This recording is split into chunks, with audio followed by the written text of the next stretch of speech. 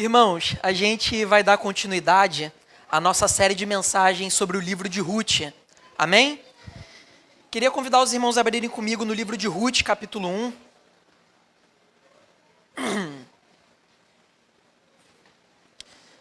A gente vai dar continuidade à série de mensagens no livro de Ruth, capítulo 1, verso 19.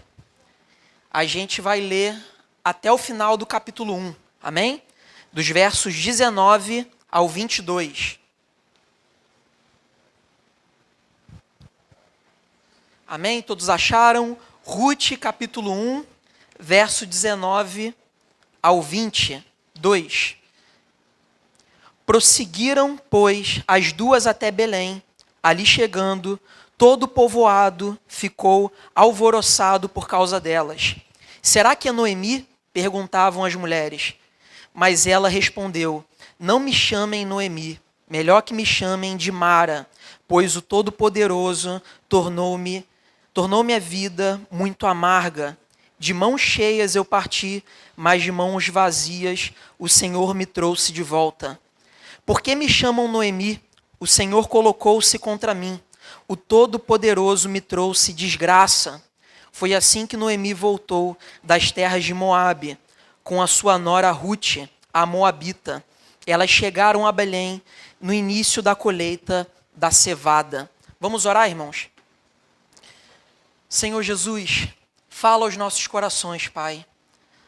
Fala às nossas vidas, revela a Tua vontade, Pai, esmiuça, Pai, a Tua palavra em nossos corações, para que, de fato, a gente possa dar frutos práticos em nossa vida, Pai.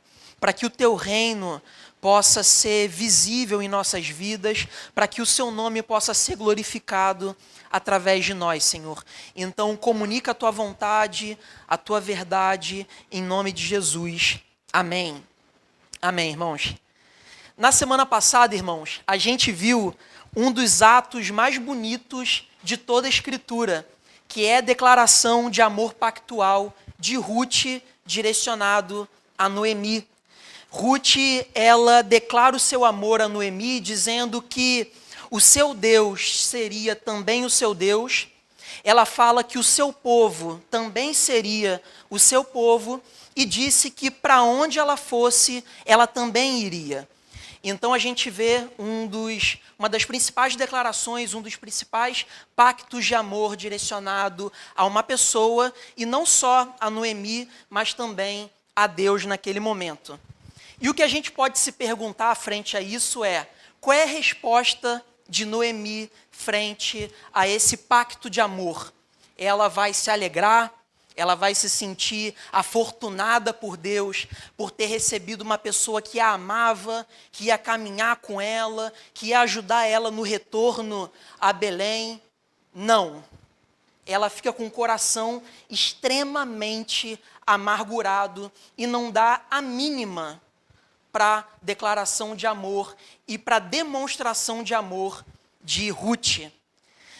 Depois de ter perdido o marido, Elimeleque, depois de ter perdido seus filhos, Quileon e Malom, depois de ter virado as costas para Deus sob a liderança do seu marido, indo para Moabe, depois de sofrer com o estranhamento e o distanciamento de Deus, depois de ter voltado com uma mão na frente e a outra atrás, pobre, fragilizada, envelhecida, Noemi, ela chega em Belém com o coração carregado de amargura. Esse é o panorama do texto que a gente acabou de ler aqui e que a gente vai ter como tema central o perigo da amargura na nossa vida. Amém, irmãos? É exatamente isso que o texto fala. E é interessante porque o texto não dá detalhes sobre a forma como Noemi e Ruth, elas saem de Moabe para poder ir até Belém. A gente não vê detalhes acerca disso. Mas o que o autor de Ruth, ele enfatiza é o alvoroço que é gerado quando Ruth e Noemi entram na cidade de Belém. Um grande alarde se instaura dentro daquela cidade e eles começam a se perguntar, será que é Noemi, aquela que está chegando ali? Será que é aquela que há 10 anos atrás havia abandonado Belém? Esse é o alarde que toma conta naquele momento da cidade de Belém. E é interessante porque, muito possivelmente, Noemi era uma pessoa conhecida dentro daquele contexto. Porque senão as pessoas não perguntariam se era Noemi que estava chegando ali. Né? Muito possivelmente ela era conhecida porque, muito embora tivesse passado 10 anos desde que ela havia ido embora, ainda assim lembraram dela. E a gente percebe que o fato daquele povo conhecer ela não se dava somente pelo fato de estar todo mundo perguntando se era Noemi, mas aquele alarde que se instaurou também prova que eles conheciam Noemi. Porque, do contrário, não havia aquele alvoroço, não haveria aquele alarde, aquela comoção de uma série de pessoas chegando na porta da cidade para poder receber Noemi. Um outro aspecto que a gente percebe também é que Noemi volta de Moabe não só com as marcas do sofrimento que ela carregou, mas ela também volta com as marcas da sua idade. Né? Porque muito possivelmente pelo fato das pessoas se perguntarem se era Noemi, é porque em algum nível eles se familiarizaram com Noemi, com a aparência dela, mas não tinham total certeza. Então, muito possivelmente, ela estava envelhecida. Mas o principal aspecto que a gente deve perceber nesse texto, irmãos, é que todo esse alarde, toda essa comoção, toda essa recepção, ela não estava direcionada para Noemi e para Ruth. Elas não receberam um abraço, elas não foram aconchegadas. Na verdade, todo aquele alarde, ele girou em torno das mulheres daquele povoado. Umas perguntaram às outras, será que é Noemi que está chegando ali? Será que é ela que voltou depois de 10 anos? E cadê o marido dela? Quem é aquela mulher que está chegando junto com ela? O que será que aconteceu com a vida dela? Então a gente percebe que a receptividade, ela girava em torno do próprio povo de Belém, e não se direcionava a Ruth e a Noemi. E a gente percebe aqui, nesse primeiro ponto, que muito possivelmente a amargura de Noemi, ela deve ter sido potencializada por esse alarde. A amargura de Noemi deve ter sido potencializada por esse burburinho, por esses boatos, por essas opiniões que eram lançadas das pessoas. E Noemi, ela se sentiu pressionada pelas circunstâncias e o coração dela ela deve ter ficado amargurado porque ela começou a conjecturar a possibilidade de ter que chegar lá e dar conta da sua vida para as pessoas. Pô, mas se perguntarem, cadê meu marido? E se perguntarem como é que foram as coisas lá? O que eu vou dizer? A amargura, irmãos, ela fragiliza a nossa identidade como ser humano. O pecado, ele consome tanto o nosso coração, a amargura consome tanto a nossa vida, que a nossa identidade, quem nós somos, passa a sofrer uma fragilização. E por isso o burburinho passa a se tornar um problema. Por isso os boatos passam a se tornar um problema. Por isso que a opinião alheia passa a se tornar um problema. E aqui nesse primeiro ponto a gente percebe que a amargura nos torna reféns da opinião alheia. A amargura nos torna refém dos boatos. A pergunta que normalmente uma pessoa amargurada ela faz é: será que eu sou digno do amor, do afeto dos meus amigos, depois de tudo aquilo que aconteceu? Será que eu sou digno do afeto, do amor da minha igreja, depois de tudo aquilo que aconteceu? Será que eu sou admirado, respeitado pelo meu chefe, depois do erro que eu cometi na operação do trabalho? Será que eu sou respeitado e admirado pelos líderes da minha igreja, pelo irmão da minha igreja, depois do ato que eu cometi? Será que eu me tornei irrelevante frente ao avanço da tecnologia e do mundo pós-moderno? Será que eu me tornei obsoleto, estou parado no tempo? a fragilização da nossa identidade é fruto da amargura no nosso coração. Um autor que escreveu o livro Conversas Difíceis, chamado Richard Baxter, ele fala que a amargura, o problema na nossa vida, ele começa com uma história, ele se desenrola a partir de um sentimento, e esse sentimento é transformado em amargura. Por quê? Porque quando a gente tem um problema, esse problema ele tem um impacto na nossa vida. Gera tristeza, gera mágoa, gera frustração, gera uma série de sentimentos. E esse sentimento, por sua vez, impacta a nossa identidade. Porque se eu estou triste porque eu estou em casa desempregado, então eu começo a achar que eu me tornei irrelevante. Que eu não tenho mais respeito do meu cônjuge, que eu não tenho mais o respeito dos meus filhos. Então sempre segue esse caminho. Para todo problema existe uma história, para toda história existe o impacto de um sentimento, e esse sentimento, por sua vez, fragiliza quem nós somos. E é exatamente isso que acontece com Noemi. Mas só que é interessante que a gente fica tão fragilizado pelos boatos, tão fragilizado pelo burburinho, que a gente começa a achar que os boatos e o burburinho que é lançado, o tempo todo estão acontecendo, de modo que, às vezes, as pessoas não estão nem falando e a gente está na defensiva. Imaginem que uma pessoa está desempregada em casa, está 2 anos desempregada, porque ela não consegue se reciclar profissionalmente, e o seu cônjuge chega no final do dia e diz: como é que foi as coisas aí em casa? E ela está tão fragilizada na sua identidade que ela fala assim: por que você está perguntando isso? Ou seja, ela é fragilizada na sua identidade por coisas que são ditas e coisas que não são ditas. Isso é fruto de amargura. Uma pessoa que é marcada pelos seus relacionamentos passados, ela o tempo todo se vê na defensiva quando vai se relacionar com um amigo, quando vai escolher alguém para poder caminhar junto com ela, para ser seu companheiro, sua companheira, porque todo tipo de problema que aparece, ela já começa a achar que vão extirpar ela da sua vida. Porque ela não se acha digna do amor e da afetividade do outro. Então a amargura, irmãos, ela nos torna refém dos boatos, nos torna reféns da opinião alheia. Mas vale fazer uma ponderação aqui, irmãos.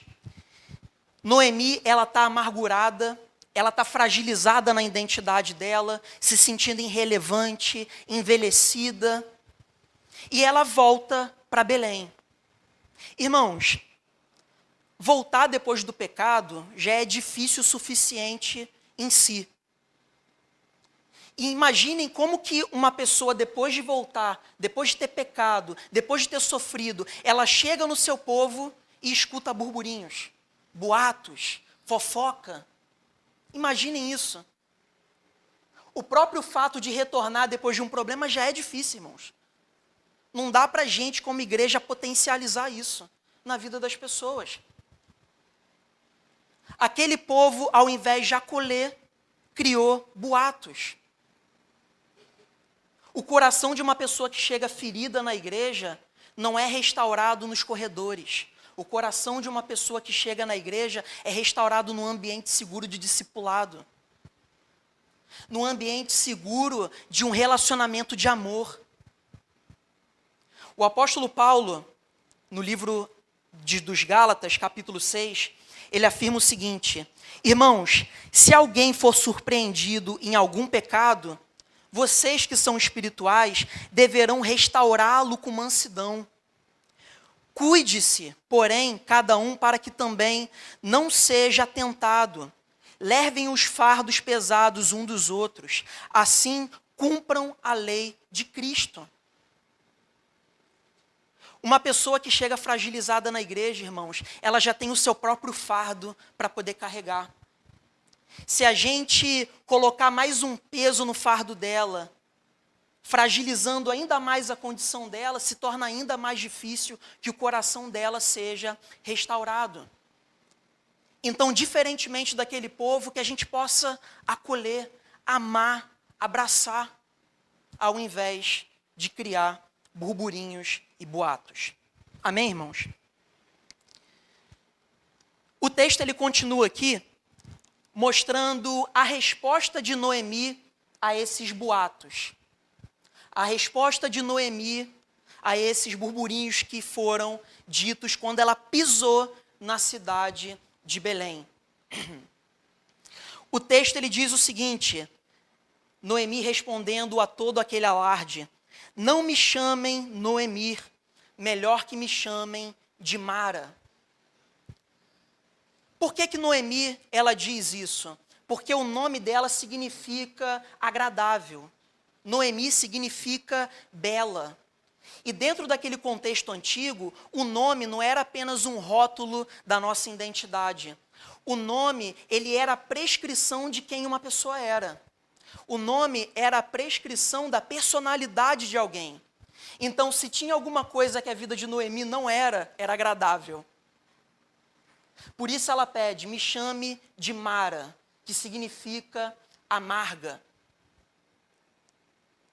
Mas ela continua dizendo o seguinte, pois o Todo-Poderoso tornou a minha vida muito amarga. Ou seja, ela diz que a vida dela se tornou amarga. Ela diz que a partir daquele momento ela vivia uma vida de angústia, tudo porque o Deus de Israel havia tornado ela amarga. E o termo que é usado aqui é Shaddai, que significa todo-poderoso, né? A gente vê muito esse símbolo em loja, né? É o Shaddai, que significa Deus todo-poderoso, né? E quando esse termo ele é usado no Antigo Testamento, ele traz a ideia de soberania, ele traz a ideia do governo cósmico de Deus. Então, basicamente, o que ela está dizendo aqui é o seguinte, foi o Deus soberano, o Deus todo-poderoso, o Deus que governa sobre todas as coisas, que me colocou nessa condição. Eu poderia continuar sendo Noemi, uma pessoa agradável, mas Deus me tornou amarga. Por isso, me chamem de Mara.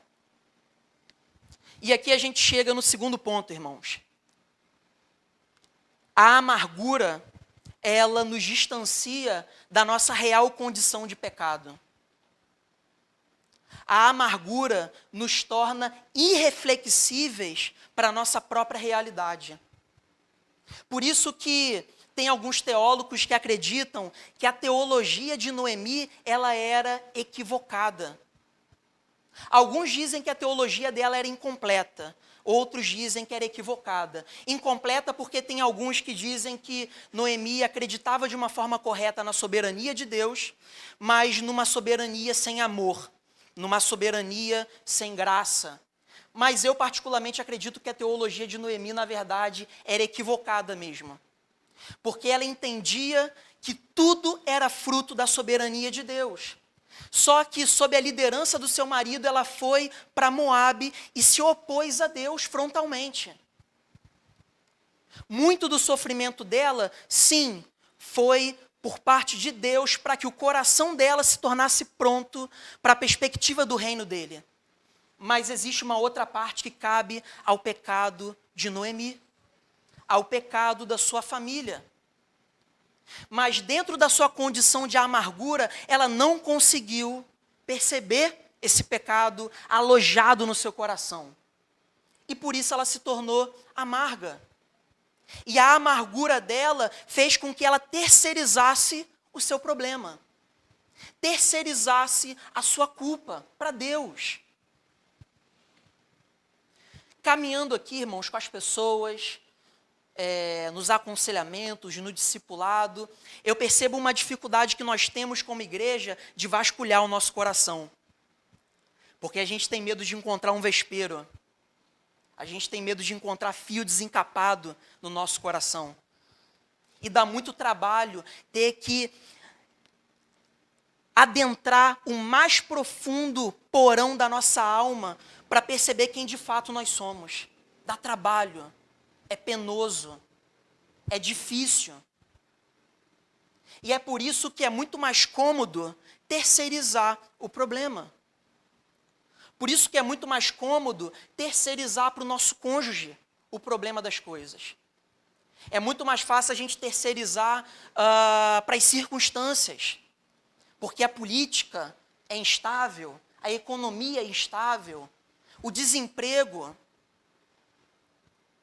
E o grande problema disso tudo, irmãos, é que se a gente não olha para o nosso pecado, e muito menos dá um passo na nossa vida, porque a gente só dá desculpas e terceiriza os nossos problemas, então a gente fica parado. A gente fica completamente estagnado na nossa vida, sem propósito, irrelevante e amargurado.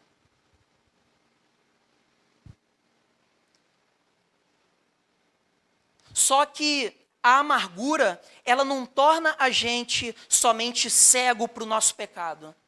A amargura também torna a gente complacente ao nosso pecado. Às vezes a gente não quer sair da onde a gente está, mas a gente sabe da nossa condição. A gente sabe das nossas fragilidades. A gente sabe do nosso pecado. Mas a amargura é tão grande que o orgulho não permite que a gente reconheça esse pecado. A amargura é tão grande, o orgulho é tão grande, que a gente não consegue dar passos em direção a uma vasculhação mais profunda da condição do nosso coração. Amém, irmãos? Então, basicamente, a gente percebe nesse ponto que a amargura nos torna cegos à nossa condição pecaminosa. E a tendência, muitas vezes, é terceirizar para as circunstâncias, para as pessoas, ou até mesmo para Deus, como a gente viu aqui na condição de Noemi. E o texto continua dizendo que Noemi, ela não só diz que a culpa da sua amargura era de Deus, mas ela também diz como Deus tornou a sua vida amarga, dizendo o seguinte: de mãos cheias eu parti, mas de mãos vazias o Senhor me trouxe de volta. A gente vê um contraste sendo estabelecido aqui. A forma como Noemi, ela sai de Belém e volta para Belém. Ela estava cheia e retornou vazia. Mas a gente também vê um contraste nos pronomes que são usados aqui. Porque Noemi, ela diz o seguinte: eu fui cheia, ele me trouxe vazia. Eu fui cheia e Deus me fez voltar para Belém sozinha. A gente vê que a amargura de Noemi tornou ela autossuficiente. A amargura de Noemi tornou ela egocêntrica, ao ponto dela achar que quando ela estava cheia, ela estava por conta dos seus próprios méritos, mas quando ela voltou sozinha, ela voltou por causa de Deus. E o terceiro ponto que a gente vai tratar aqui, irmãos, está no fato de que a amargura nos torna reféns do nosso egocentrismo. A amargura nos torna reféns da nossa autossuficiência. Mas aqui a gente também percebe, irmãos, aquilo que se configura a raiz da amargura.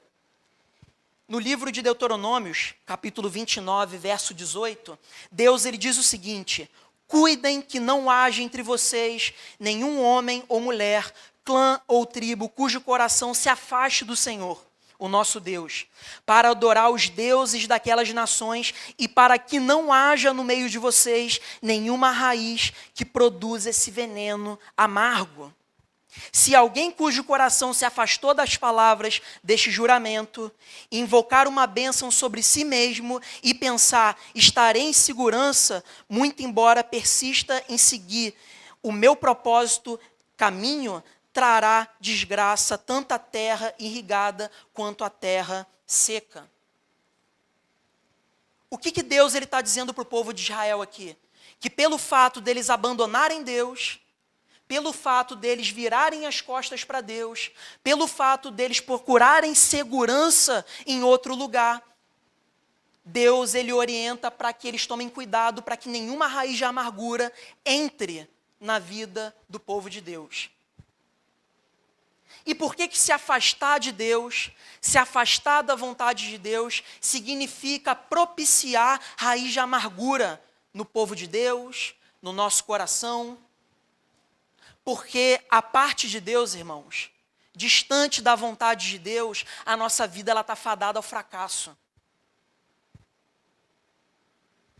Distante de Deus, a nossa vida está fadada ao insucesso e à amargura.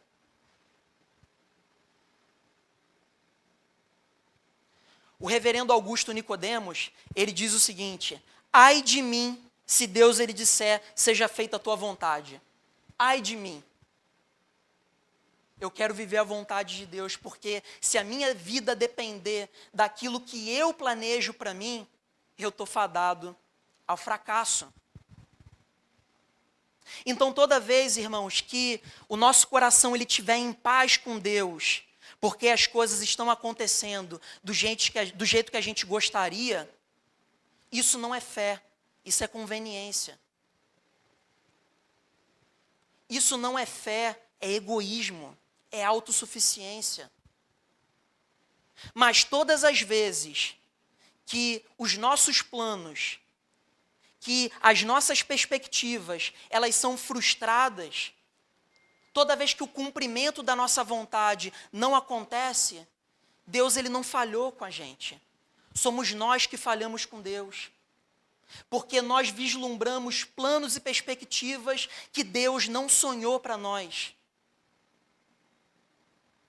E por isso nós nos tornamos amargos. E por isso nós achamos que o problema é de Deus, mas a falha é nossa. A falha é nossa, irmãos. A vontade de Deus é sempre boa, perfeita e agradável.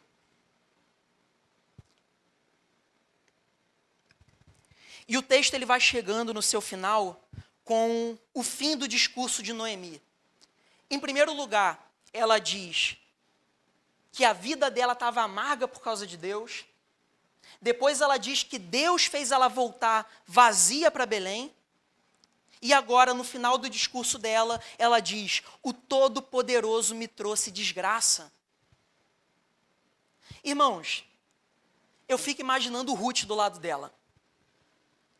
Imagina a Ruth do lado dela ouvindo tudo isso. Que Deus tornou a vida dela amarga, que ela está vazia, que Deus trouxe desgraça para a vida dela. Imagina a Ruth do lado dela, depois de ter declarado o seu amor para ela, depois de ter declarado o seu amor pelo Deus dela. Imagina a Ruth no meio dessa situação toda. Ruth entregou a vida para Noemi, e Noemi sequer liga para o que Ruth fez. E aqui a gente percebe, irmãos, um outro aspecto da amargura. A amargura nos impede de olhar para aquilo que Deus tem feito na nossa vida. Olhem para a vida de Noemi, irmãos. Ela voltou para Belém, no meio do seu povo, no meio da tua parentela, na sua casa, num período de fertilidade, porque o texto aqui no verso 22 afirma que elas chegaram em Belém no início da colheita da cevada, ou seja, elas chegaram num período de festividade, de louvor a Deus, porque novas colheitas estavam sendo propiciadas por Deus. Mas ela também não enxergou isso. Ela não enxergou Noemi se declarando a ela com seu amor, com a sua serventia, para poder ajudar ela dentro do seu processo de recomeço na sua vida.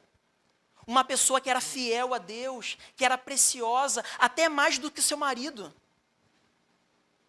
Mas ela não enxerga rigorosamente nada disso. De acordo com tudo aquilo que a gente já conversou, irmãos, fica fácil entender o porquê que Noemi não conseguiu enxergar graça em tudo aquilo que aconteceu. A gente viu que a amargura, ela nos torna refém do nosso egoísmo. Então a pessoa amarga, ela está o tempo todo olhando para o cumprimento daquilo que deveria ser os seus planos. Ela está o tempo todo olhando para os seus planos frustrados e não tem tempo para poder olhar de uma forma mais ampla aquilo que tem acontecido na sua vida. Mas como diz um autor também, um teólogo chamado James Smith, nós somos aquilo que amamos. E o amor de Noemi naquele momento eram os seus projetos frustrados. Por isso ela não tinha tempo para poder olhar aquilo que Deus havia feito na vida dela. Porque ela se encontrava amarga. Ela não conseguia enxergar tudo aquilo que Deus havia realizado na sua vida. Só que o texto, ele também mostra para a gente, irmãos, que ainda que ela tivesse amargurada, triste, angustiada, ela teve um lapso de sobriedade, que foi qual? Voltar para Belém. Ela voltou para Belém. Apesar de estar amargurada, apesar de estar triste, ela voltou para Belém e ela estava no melhor lugar que ela poderia estar. Ainda que amargurada, junto de uma pessoa que a amava e que servia a Deus com fidelidade. O Emílio Garófalo, um pastor presbiteriano, ele afirma que essa história, ela pode ser exemplificada por uma realidade que é muito comum na nossa vida. Ele diz que, assim como uma criança que está dentro de casa e é ordenada pelos seus pais para não jogar bola na sala, é Noemi. Como assim? Uma criança é ordenada para não jogar bola dentro de casa porque senão ele vai quebrar tudo. E para quem tem criança dentro de casa sabe o que significa isso. Então os pais ordenaram para que não jogasse bola dentro de casa. Mas quando os pais saíram, o que o moleque fez? Ele foi jogar bola dentro de casa. E ele não só jogou bola dentro de casa, mas ele deu um bico e a bola bateu no jarro precioso dos seus pais, caro dos seus pais. E o jarro quebrou. E ele ficou desesperado com o que tinha acontecido. Ele pensou em várias formas de tentar se livrar dessa culpa. Ele tentou culpar o seu irmãozinho mais novo. Quem é irmão mais velho sabe o que é isso, né? Ele tentou culpar o seu irmão mais novo. Ele tentou sumir com aqueles cacos do jarro quebrado, como se os pais não fossem dar conta do jarro que desapareceu.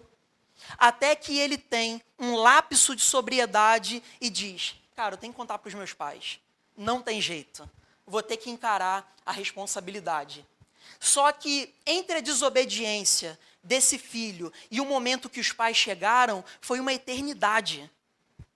Nesse meio tempo, ele ficou com a dor no coração, ele ficou amargurado, ele não sabia como que o pai ia responder àquela desobediência, ele não sabia se ele ia tomar uma bronca, então para ele esse processo foi uma eternidade. Mas quando os pais chegaram, eles disseram para o filho, eu estou triste que você me desobedeceu, mas eu estou feliz porque você confessou o que você fez para mim. E deu um abraço nesse menino e disse que amava ele. E toda uma tonelada saiu das costas daquela criança. E ela se sentiu amada e descansada. Às vezes, irmãos, mesmo vivendo no povo de Deus, mesmo vivendo diante da igreja, mesmo vivendo com os nossos irmãos, a gente não vai conseguir se livrar facilmente da nossa amargura. A gente não vai conseguir se livrar daquilo que frustrou o nosso coração. Porque se tem uma coisa que eu admiro no livro de Ruth, é que o livro ele fala sobre o amor de Ruth a Noemi e a Deus, mas também explicita a humanidade de Noemi. E a gente é um pouco como Noemi. A gente o tempo todo fica amargurado. A gente o tempo todo fica com o coração angustiado pelas coisas que aconteceram, pelas nossas frustrações, pelos planos que não deram certo. Mas a única coisa que Noemi precisou fazer foi dar um passo de obediência, mesmo amargurada, para poder voltar para Belém. nós também precisamos dar passos de obediência, mesmo com o coração despedaçado. Porque nesse caminho, nós vamos ser abraçados pelo Pai, e toda aquela amargura vai ser tirada das nossas costas, e a gente vai se lembrar da aliança que Deus fez conosco. A amargura, ela vai ser convertida em amor a Deus. A amargura, ela vai ser convertida em graça e misericórdia. Da mesma forma, Cristo, amargurado, aflito, ele foi levado pela obediência a Deus até as últimas consequências, para que um bom e perfeito caminho ele fosse aberto para nós, para que uma aliança entre nós e Deus pudesse ser estabelecida. Então nós fazemos jus a essa aliança, nós fazemos jus a esse amor e essa graça, mesmo quando com o coração todo amargurado, todo quebrado, estraçalhado, nós damos passos em direção a Deus, para ter a dimensão novamente dessa aliança, que reflete o amor de Deus, a graça de Deus, e que nos abraça num lugar seguro. Amém, irmãos? Vamos orar?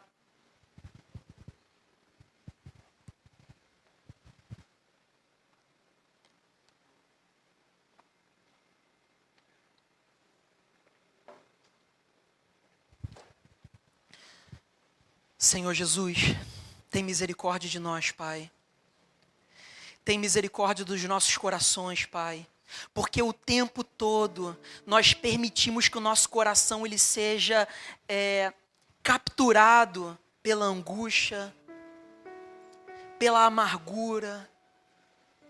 Muitas vezes, Pai, a nossa inconstância nos faz nos tornarmos estranhos à Tua presença, Pai. Nos faz distantes ao Teu amor, Senhor. Nos ajuda, Pai. Como nós somos frágeis, Senhor. Como nós somos falhos. Tem misericórdia de nós, Pai. Que a Tua graça nos traga lapsos de sobriedade, para que a gente possa dar passos em direção ao Senhor. Para que novamente a gente possa ser abraçado, amado, e a Tua aliança possa ser dimensionada novamente no nosso coração. Nos ajuda, Senhor. Quebra o nosso coração de pedra, Pai. Em nome de Jesus, Senhor. Que a Sua soberania em nós, Pai, ela possa ser refletida no Teu amor.